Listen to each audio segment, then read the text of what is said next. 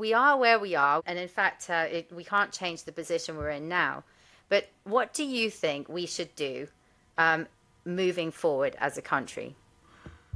Well, I think part of the issue is that the political class has not been straight with the country about how serious the situation is. There's been the sense we can tinker here, tinker there, and as you say, whether it's to do with major issues like pensions, growth and productivity are, we know they're key, but fortunately, too few people in leading government roles have actually had much business experience to understand.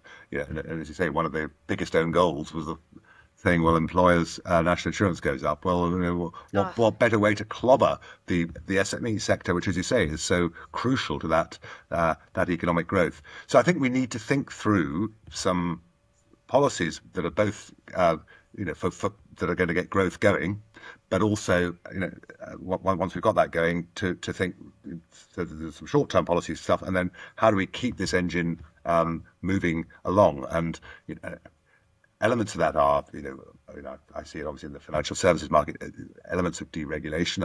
Unraveling some of what we've put into place in recent times, but not to such an extent to allow such risky behaviour to take place as it did in the past. But we need to... Yes, actually, I'm glad you brought that up. You mentioned several times in your book about the mispricing of risk. Yeah. What you mean is the failure to understand the actual political or financial risks in a model or a system. Yeah, and very low interest rates have also done that. Yes. People have taken on unsustainable amounts of debt, which, well, they are sustainable for a period of time because with very low interest rates, there's little incentive for banks or others to pull the plug on failing businesses, and that actually is also very anti-growth because you've got the nether regions of business are clogged up with unviable businesses rather than growing and successful businesses. Exactly.